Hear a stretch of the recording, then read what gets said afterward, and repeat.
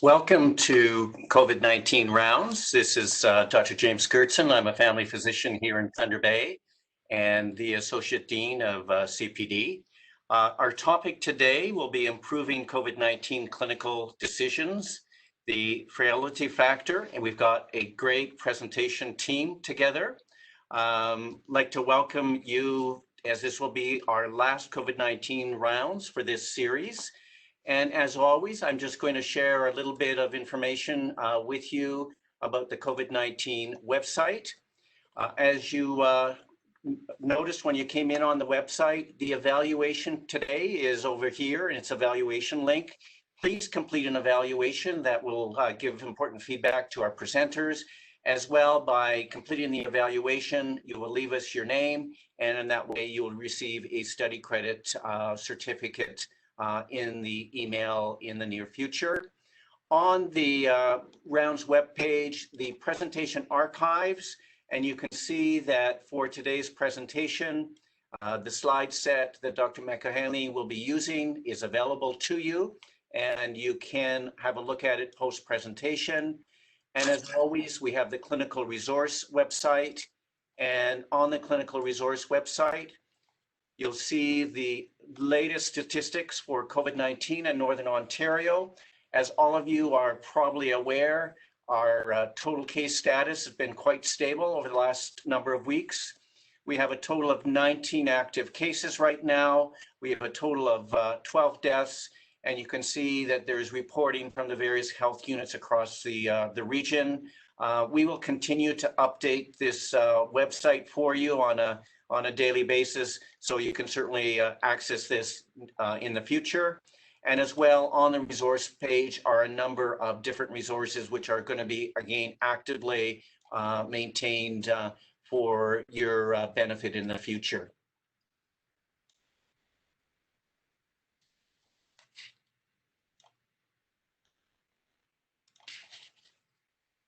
Just to remind you to turn your computer video off, and that way you'll get a better picture, and your audio off so that there's no background noise. As you may be aware, we will be recording this presentation. It will be available to you and others on the archive site starting in about a week or so.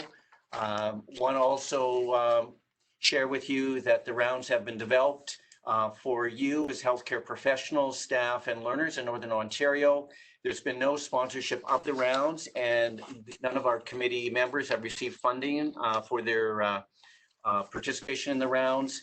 As you know, our knowledge of COVID-19 is rapidly changing, and our presenters today will give you the best available information that's currently available.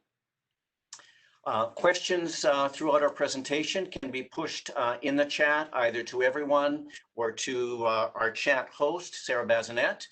So we welcome your questions and comments throughout the presentation. And I'd like to present our team for our presentation today. And first, I'd like to introduce you to Dr. Peter de Bakker, who will be our moderator. Peter is an assistant professor at the Northern Ontario School of Medicine. He's a research coordinator for the internal medicine residency.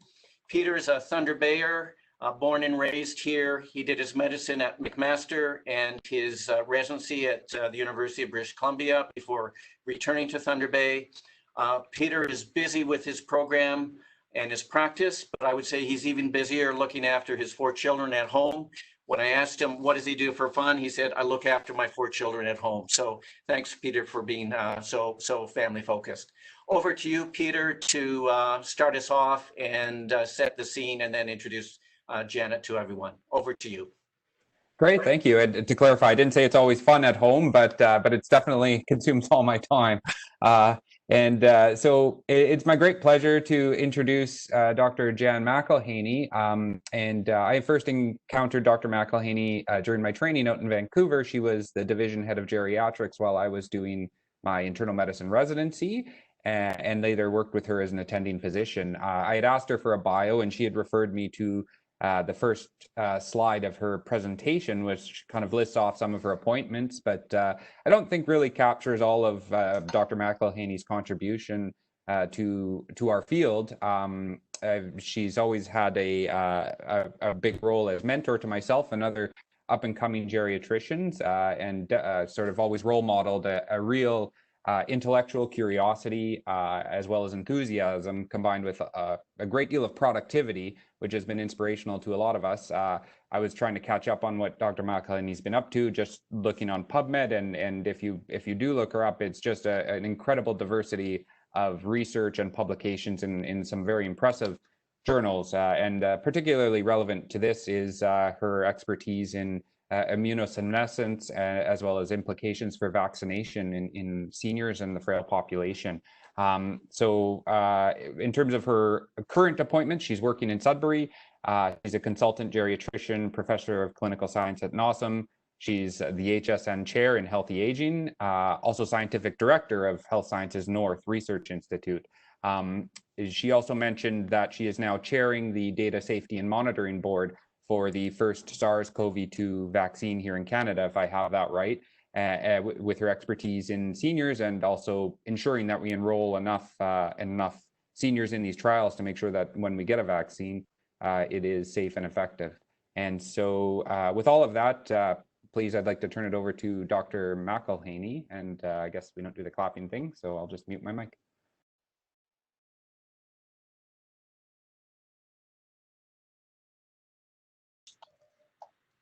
Yeah, I have to just start off with saying that I have never looked after a COVID-19 patient. So this has been, comes from my perspective of running the coach consult service at HSN for many years now, and what we've learned. And I think these apply to the care of older people with COVID-19. So if you could put up the first slide.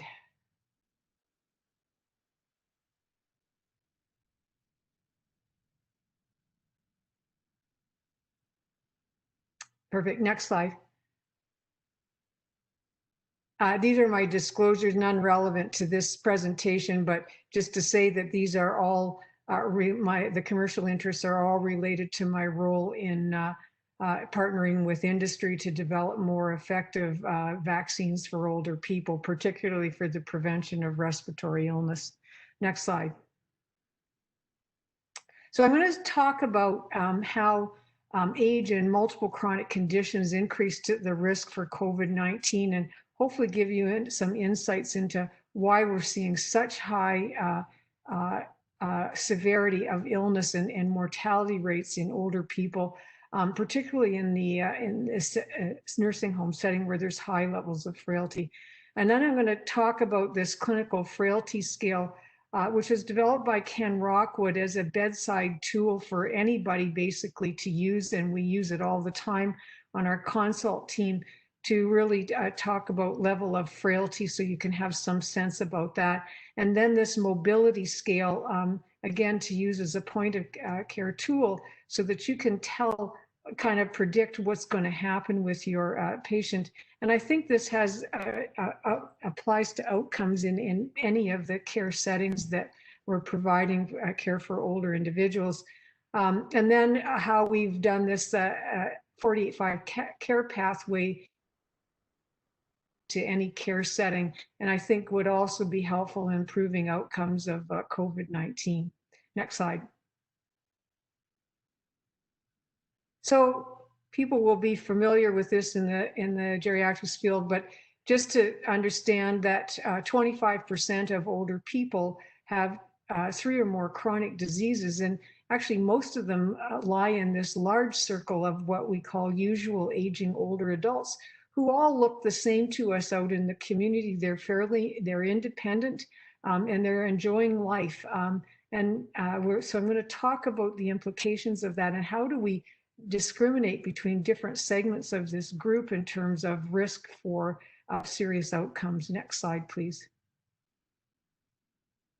So this is just showing you, this is a slide that was talking about this whole impact of multiple chronic conditions and how our singular focus on individual chronic diseases is really not warranted in this older adult population, as much as looking at collectively what's going on and what are the diseases that are really leading to mortality in the US, and you can see that the only one of these that is not declining is actually Alzheimer's disease.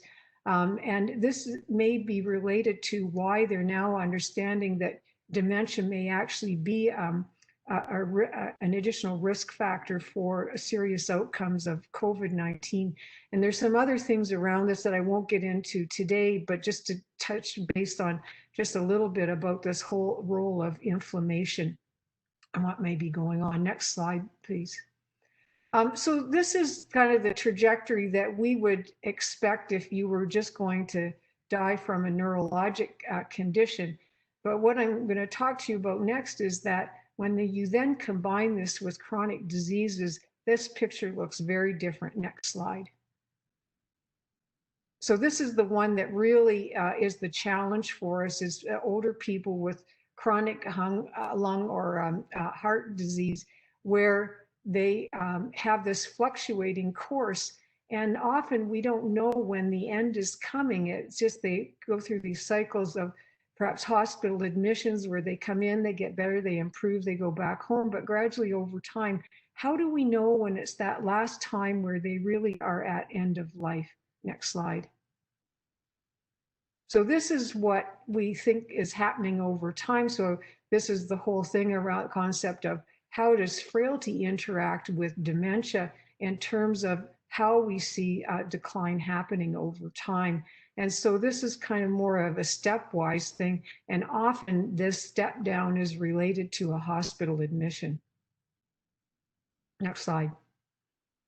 So this is a previously published article on the risk factors for hospitalization and death from influenza and pneumonia. And I think this can additionally be added to COVID-19 outcomes. But what I think is most startling about this is that while you wouldn't be surprised to find that a 90-year-old would have 56 points on this score, you actually have even more points if you've had a previous hospitalization for pneumonia or influenza, where you see you get 63 points for that.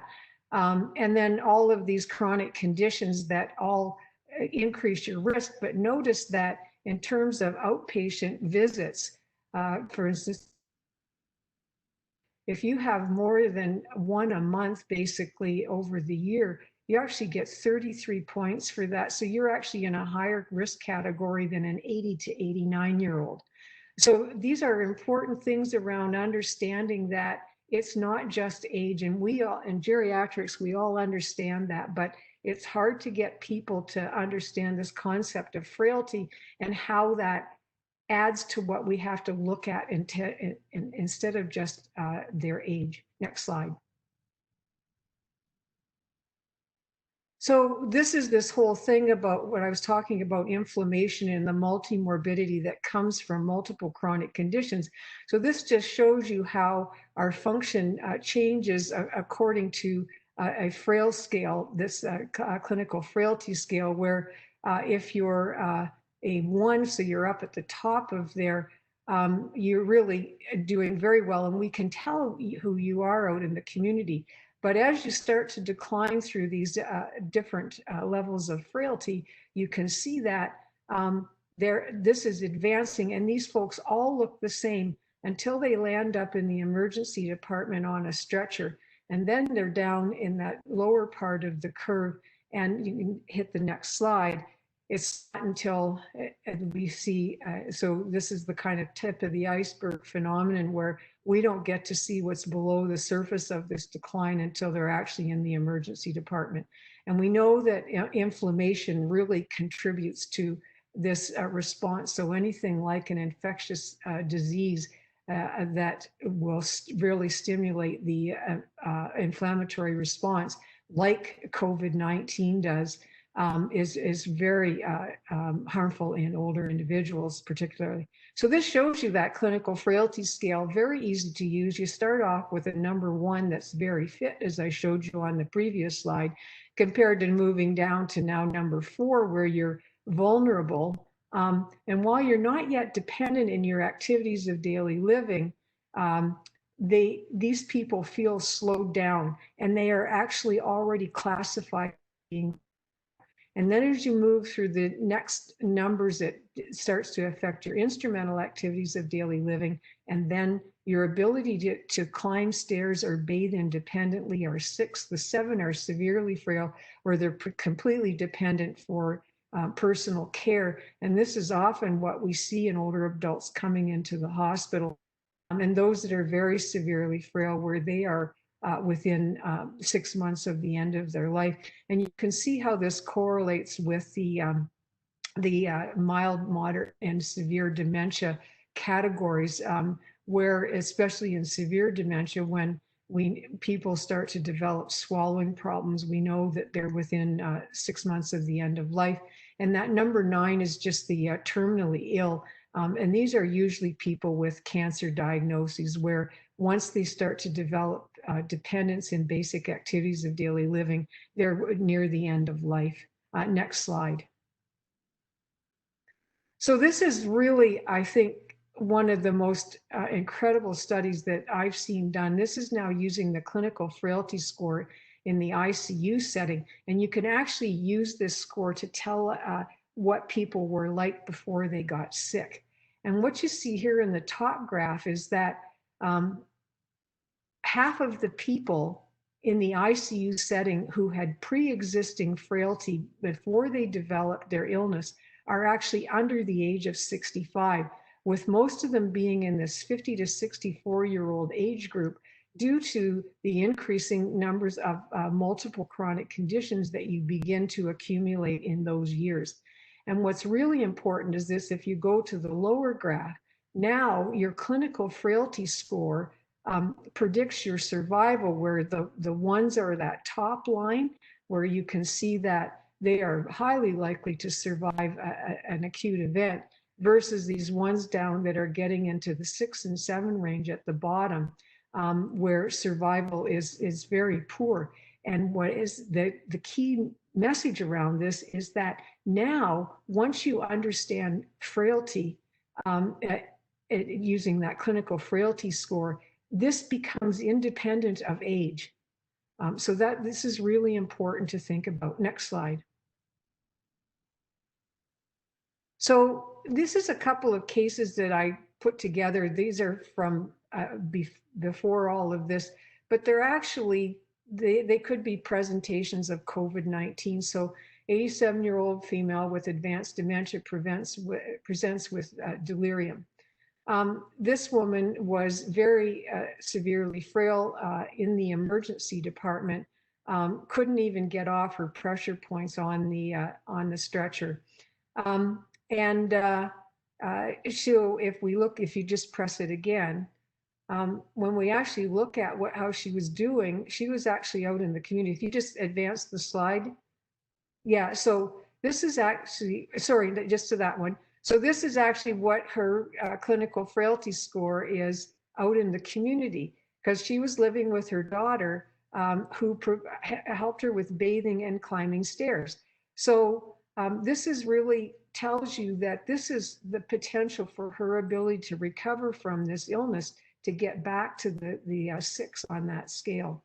And when I presented this case, people thought that this woman would become ALC for long-term care. And so I'm going to talk to you about what happened with her at the end of the presentation. Actually, no, I'll tell you in a couple of slides. Next slide. So the next one, oh, sorry, just before that. Yes, this is this is back to this previous slide. Yes, so this is actually another patient, advanced dementia, 87-year-old with advanced dementia, presents with a fall. And so this, again, can be another presentation of COVID-19. This woman was very severely frail. Her family was looking after her at home and basically providing nursing home level of care. So she doesn't have much margin for improvement. And I'm going to show you how we use this mobility scale. Next slide, please. Now, this is the one, and I'm just going to put your attention to the lower one. That this scale is actually used for balance, transfers, and mobility, but it turns out that the mobility score is actually the best predictor of outcomes. So if people aren't improving in their mobility by day 2 in acute care wards or day 4 in the ICU, it predicts a very poor prognosis in terms of their outcome. So what you see in the circles here is our older woman that came in with the delirium. You can see that she, as I said, she couldn't get off her pressure points when she first came in to emerge, but with the care of the CTU team and the 48-5 strategy that I want to talk to you about, this woman actually got better and went home in 5 days of hospital admission. She didn't become ALC for the nursing home as my interns colleagues predicted would happen to her.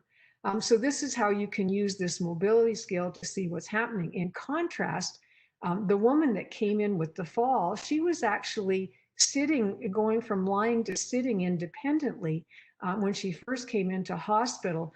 And she had actually fractured her mandible, but we were able to feed her and everything. But the problem is that, and she also got the 48-5 strategy, but the problem was, despite all of that, I was consulted on day 3 of her hospital admission, and I could tell from that trajectory of decline, the family was asking for full resuscitation and a feeding tube for this woman. It took several conversations with them, but talking to them about how they could see this decline happening to her despite all of the treatments, I was finally able to get them to come around to moving to a more end-of-life approach, and we actually had her in the palliative care unit the next day. And so this becomes very important so that we're not doing things to older people that are not going to change the trajectory of what's happening. Next slide, please.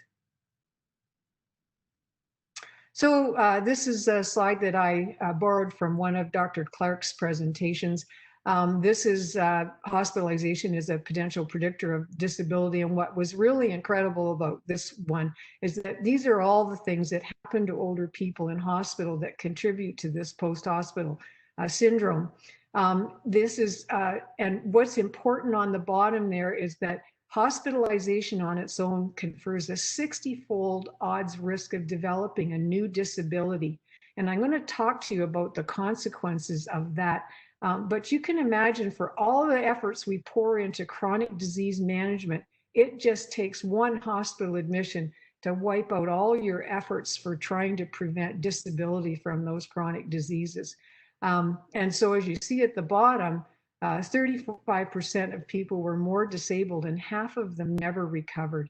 Next slide. So this is the outcome. So if you lose one or more activities of daily living, 41% of these people died within a year of hospital admission.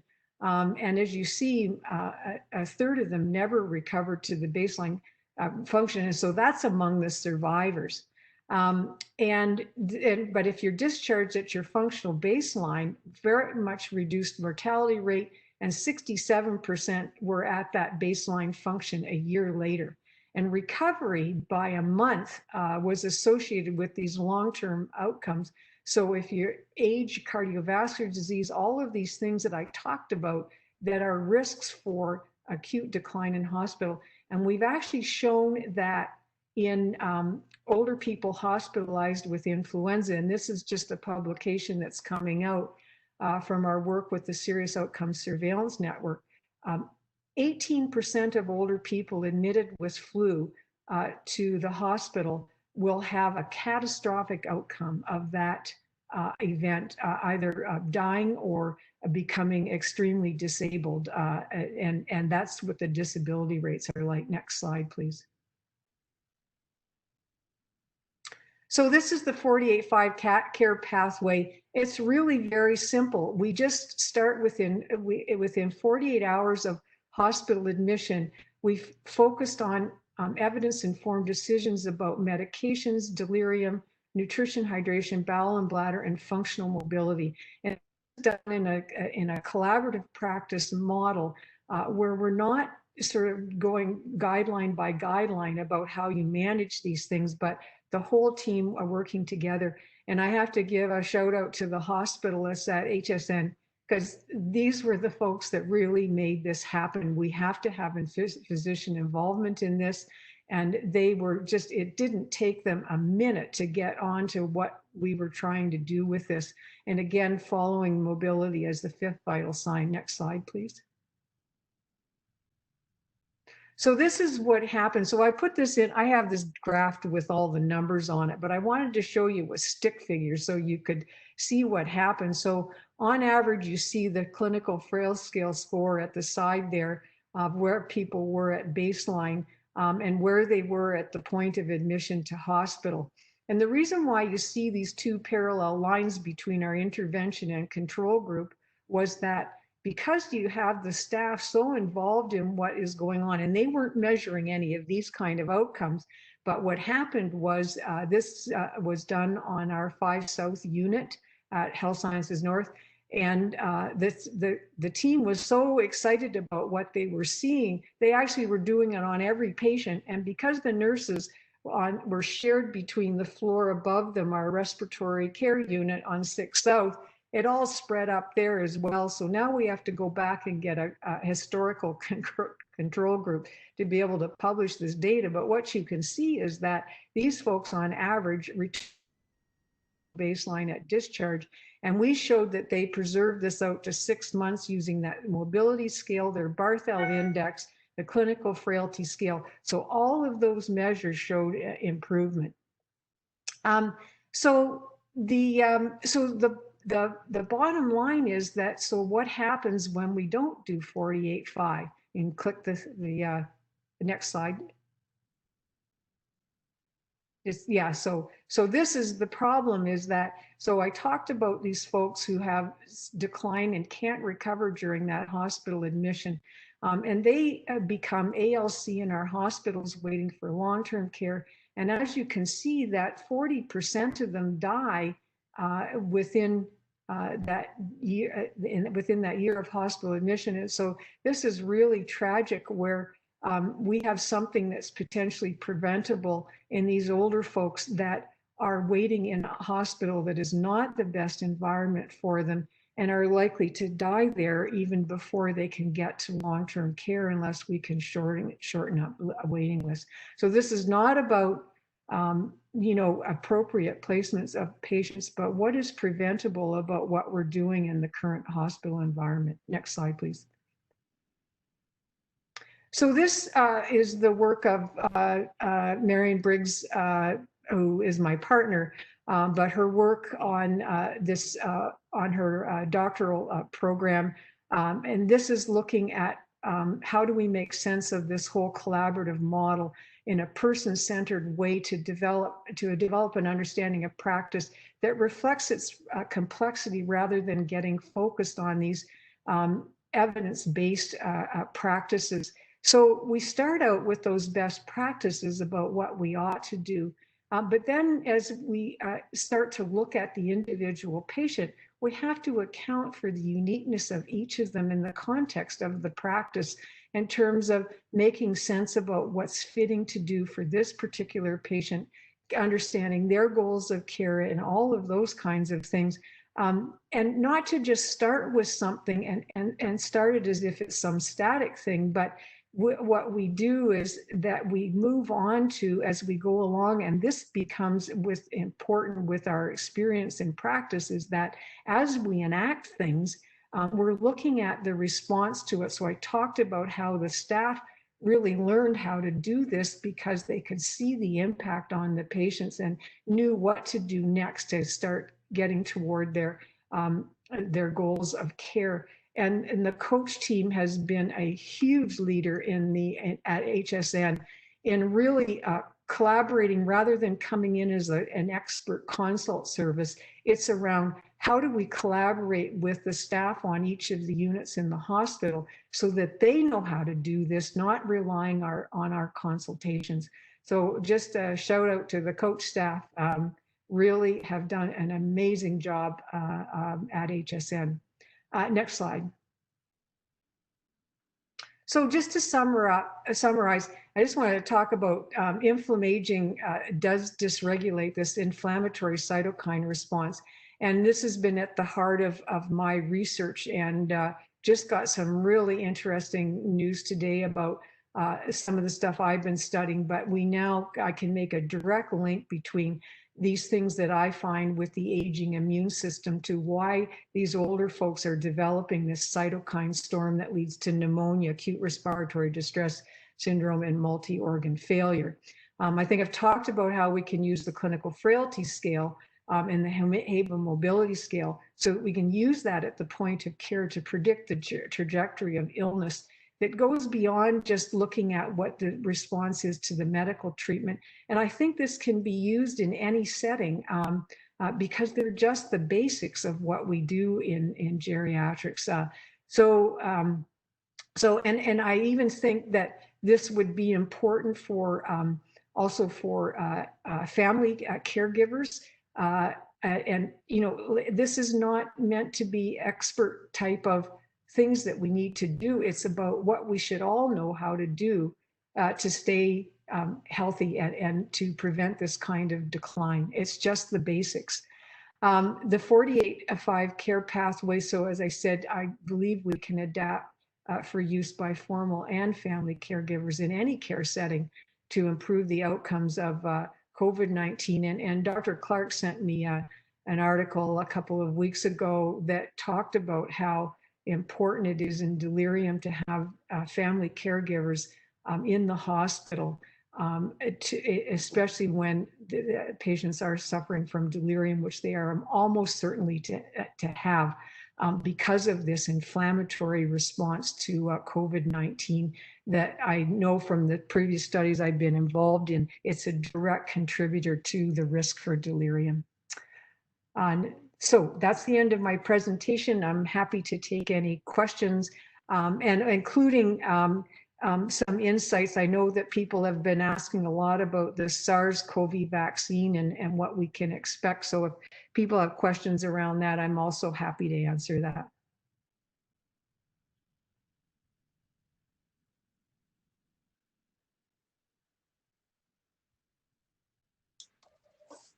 Peter, can I ask you to moderate?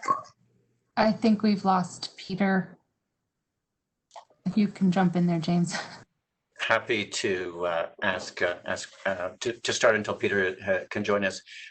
Janet, what are some of the roadblocks for implementing these scales? I mean, I'm sort of scratching my head. You've presented some great evidence that suggests that these tools are really helpful for both clinicians and I wonder about families as well. But what do you think are some of the things that prevent the implementation of these two scales within our acute care settings? So I think that I think some of the things are that so the Ken Rockwood and the group out at Dalhousie have done a lot of work with using this in the acute care setting. I think that, you know, some of the challenges around this, because I've tried to do this 48-5 when I was out in BC. Once I developed it, the BC, the Quality Care Committee for the BC Ministry of Health decided they were going to implement this across all the hospitals in BC because they saw, you know, what the concept was. But instead of, so they put a committee together, which was the death of the project, because all of a sudden we had all of these experts in different areas that wanted to develop guidelines. They added pain as a sixth to that, to the 48-5. And pain is not a simple thing like these 5 things are. And really, you have to, if you're looking at the effect of pain, you need to focus on all these other areas. So there are some things around, you know, when you present an idea, how the experts think they should translate it into clinical practice. And so they really never got anywhere with trying to implement that. We had a whole sort of strategy about doing this. And I came to Sudbury, and I didn't have all these experts sort of getting their shoulder room in around how they thought we should do it. They said, wow, this just sounds like a great idea. And I handed it over to the quality improvement or committee group at the hospital.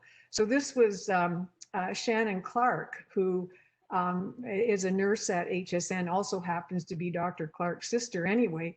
She just ran with this, and we just went and worked with the teams on the units. And that's what I was saying with the hospitalists. Once we just talked to them about this, was like, it didn't take them 5 minutes to figure out how this was all going to work together.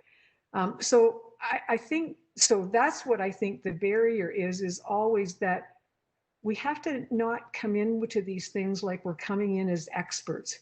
We're saying, how do we collaborate with everybody to say, how do we make this work in this system? So this isn't some kind of cookie cutter approach to doing this. We develop these, what I call interprofessional collaborative practice statements.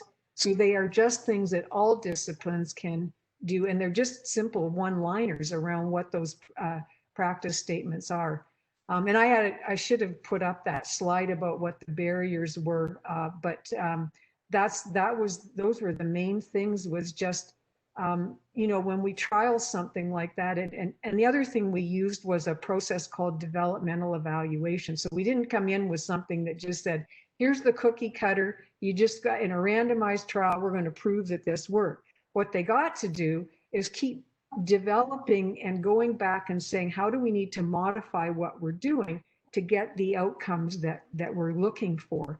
And so the ability for the team to control that also contributed to that, whereas we tend to think, you know, I would come in with this great model, and if it didn't work, I would blame the team for that, rather than saying there's something wrong with what I get. So it's like, you know, when we try to get people to keep focusing on something that we think is the right thing, we have to step back and say, no, there's a problem with what we started out as the idea. So that's what it's very, for me, as we're introducing this into the hospitals, what was really important is that the team on the unit owned it. They weren't implementing my whatever I thought should happen. The team owned it, decided for them how they wanted to move forward with that. And all we tracked was whether or not there was any documentation that they paid attention to things, because what's really important about this is that not trying to do one thing at a time. They all interact with each other. That's what you got to focus on as a team. So it sounds, Janet, is that what's really important is to provide the tools to the team, but not tell the team how to do that. Exactly. Have you found that the two scales are helpful in discussion with patients, I think, and their families? Sometimes I think we feel we're in a challenging position where a family, for a variety of complex reasons, may want a much higher level of medical intervention than seems appropriate for the particular loved one. And so have these scales been useful in conversations with families? Maybe you could share a perspective on that. Yeah, so very, very helpful. But I'll tell you that Carolyn Duquette, who used to be the geriatric CNS on the coach team, is actually now going into her, well, she's just finishing her first year as a NOSM medical student. Carolyn is just absolutely awesome. She actually pulls up a frailty scale and has discussions with patients' families around how to, you know, look at how they were before they got sick and explaining this whole thing. And I think that's been incorporated. She's developed some kind of, it's a palliative care kind of approach to having these discussions with families. And I think that might be built into that thing, but she's still running those workshops around that, even as a medical student. So really, and so if people wanted to touch base with her, she's really been the master of that piece of it.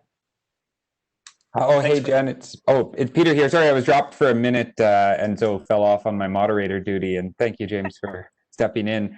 Internet problem. But there was a question during the talk that had been come up through the chat, and it was about whether or not your 48.5 intervention was for patients in transitional care, rehab care, acute care.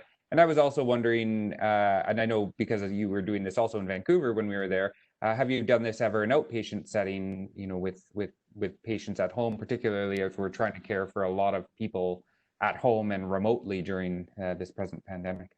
Yeah. So I have not done it in that setting, but it is so straightforward that I don't see any challenges to try and do that. I mean, it's just, you know, it's basically, is the person delirious? So, you know, families can tell when there's been acute changes in the cognitive status.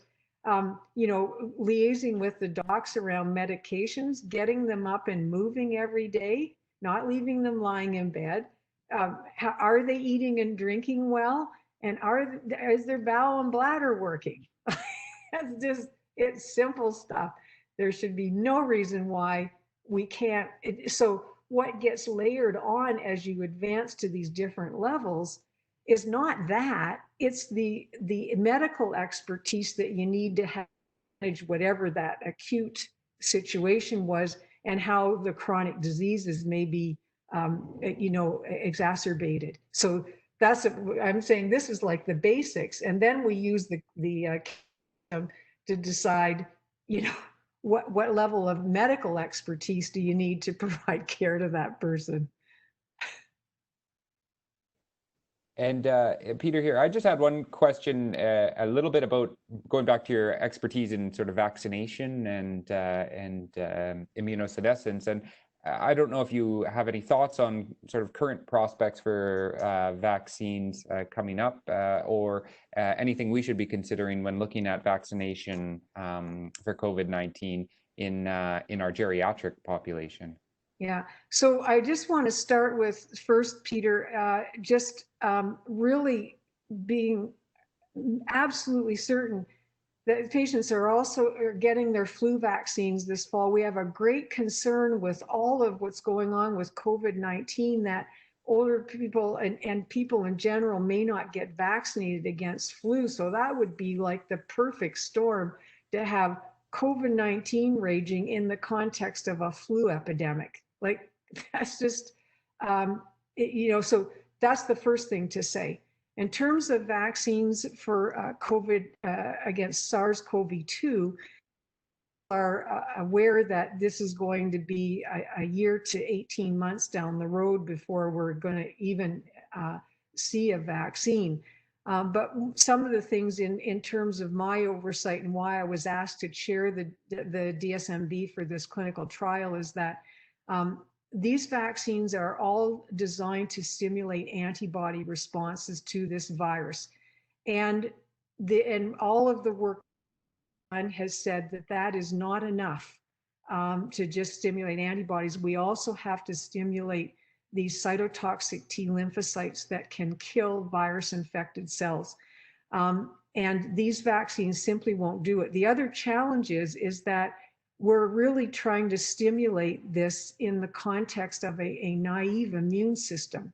So that means that trying to stimulate a response to something that that older person has never seen before is going to be a real challenge, because we lose T cells as we get older. We use them up. The next part of it is that this whole inflammation approach is that we know that these senescent, they're not senescent T cells, they're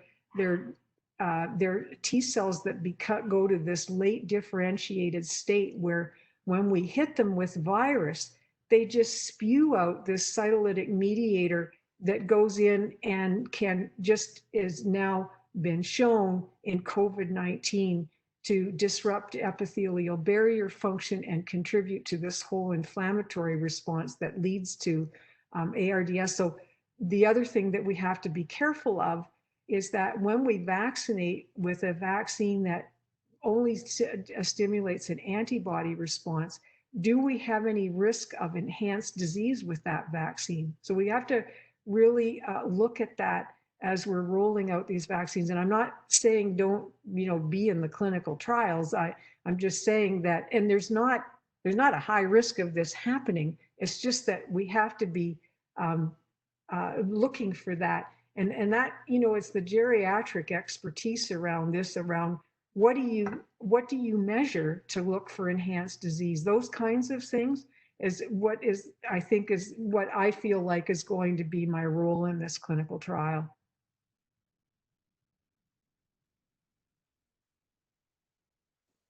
Oh, great.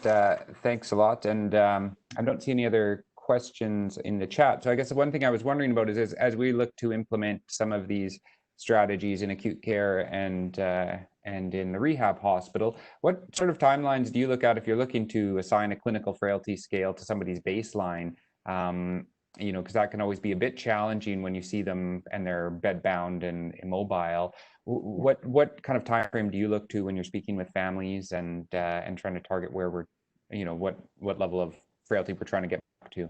Yeah, so that's a really great question, because this is what you're trying to look at is not sort of, because we see these folks coming into hospital, they've been gradually declining over, a year or even 2 years, but all of a sudden they have this drop. And that's the point at which you want to, it says before they got sick, this time, say 2 weeks before hospital admission, what were they like? That's the clinical frailty scale you're looking at. And that's what becomes, and the reason why I'm saying that is because, we all know that it's that acute decline that's reversible, not what's been happening for the last 2 years. Great. And there's a question in the chat. It's around, well, it just says dexamethasone. And I think, they're asking about, with recent literature on use of dexamethasone in COVID-19 for improved mortality in some of the sicker patients. Any thoughts on that as it relates to this immune response? Yeah, so I'm actually quite keen on that. I've seen all the results of that trial. And it was really a shot in the dark when they decided to do this. People were a little bit critical of that trial because they thought suppressing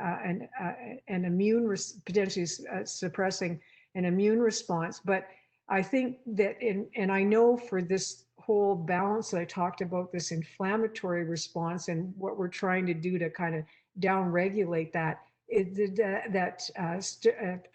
prednisone steroids are absolutely one of those things that can moderate that inflammatory response.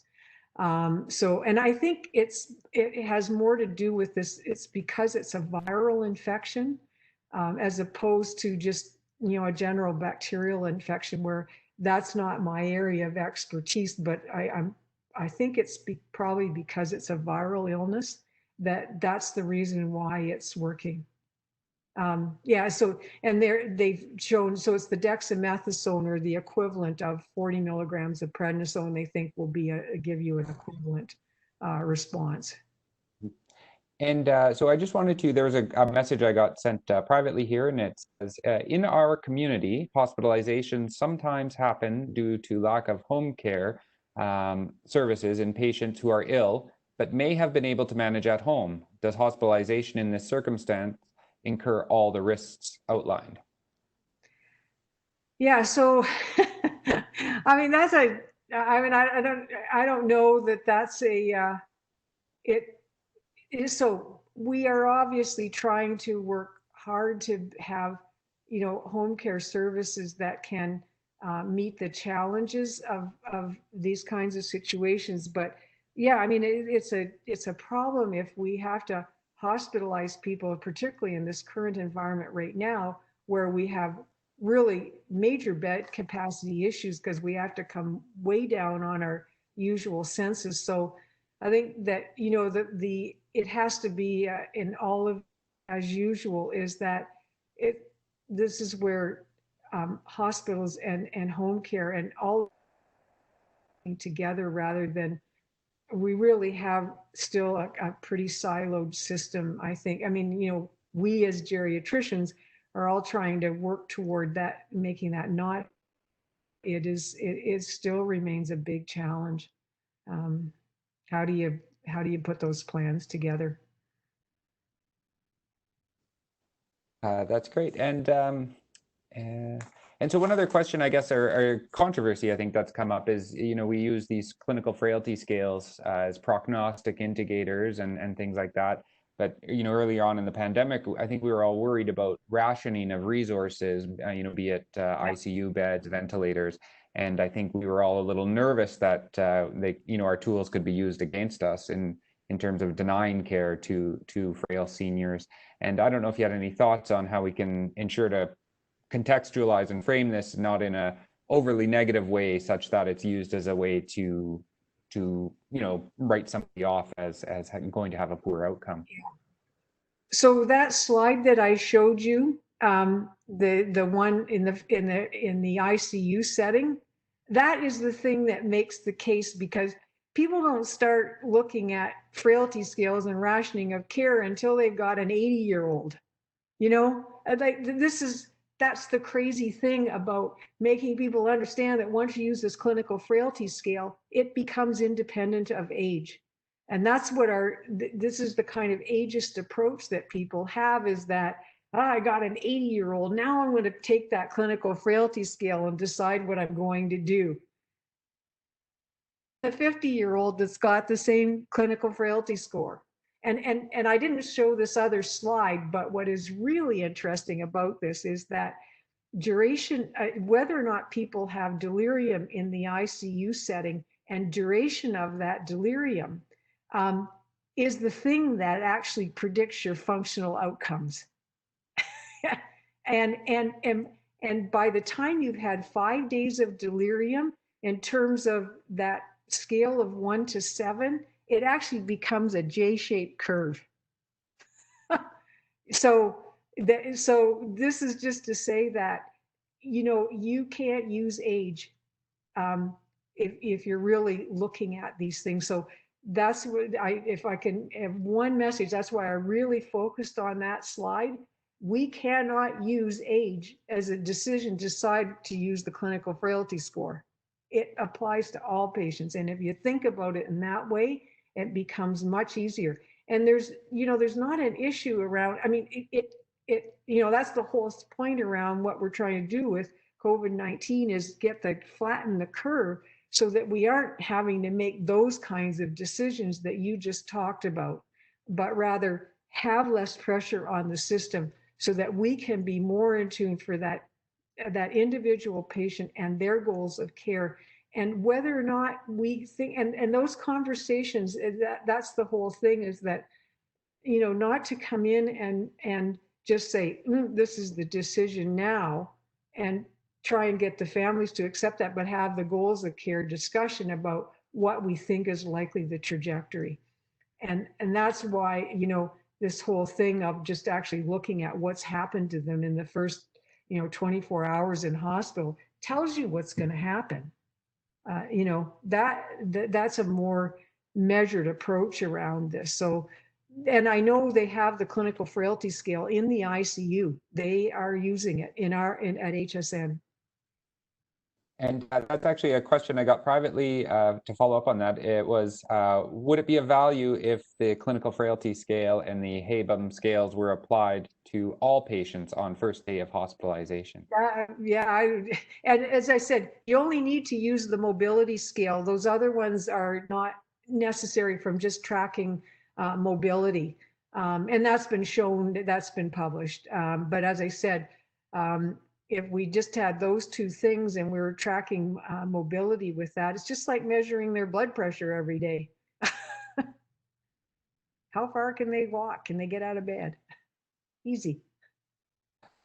That's great. And I don't see another question in the chat. And so I guess maybe, I don't know, there's 5 minutes. I just had one other question to follow up on something you were speaking of, about, you were talking about the data out of London that just, the paper you came out today looking at granzyme B and as one of the inflammatory markers in people with bad outcomes in COVID-19 disease. Just wondering, in terms of hope for a therapeutic target outside of vaccination. Any thoughts or anything that we should be kind of looking up and reading about? Yeah, so we're submitting a trial. That's just before this even came out today, because I had this idea, but we're submitting a proposal to CIHR to do a randomized trial of this granzyme B inhibitor, which comes from a soybean extract. It's already been shown to be helpful in autoimmune diseases and in cancer. So a very safe thing. And we want to use it, we want to do a randomized trial in the nursing home setting to prevent COVID-19. So the whole idea is to have people taking this before they're exposed to SARS-CoV-2 so that we can prevent that enzyme from creating havoc in the lungs that leads to the hypoxia and all that, so that we would have better outcomes. So the important point about this is not going to help with transmission or outbreaks or anything. It's just going to be for those older folks that where they get the infection to try and limit the severity of illness.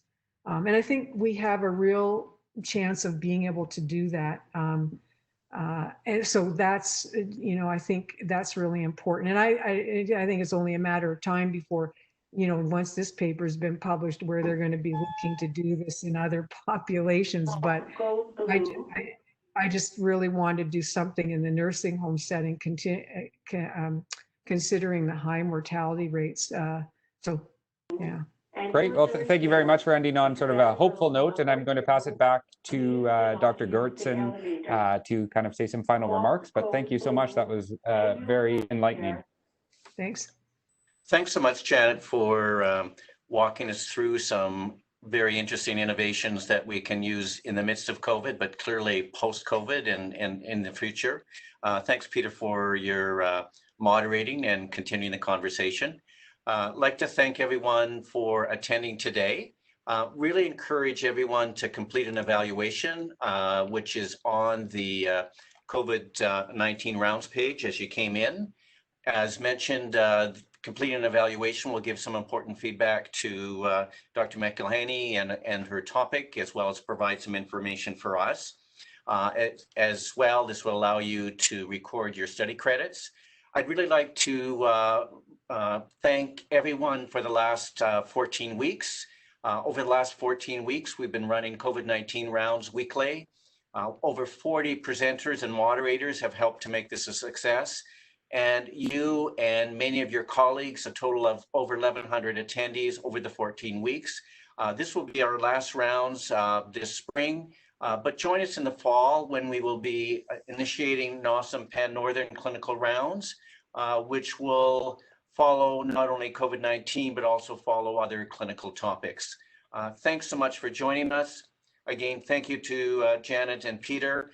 And please stay safe. We realize that COVID-19 is not a sprint, it's a marathon, and that we will be dealing with many issues, both personally, with our families and with our patients.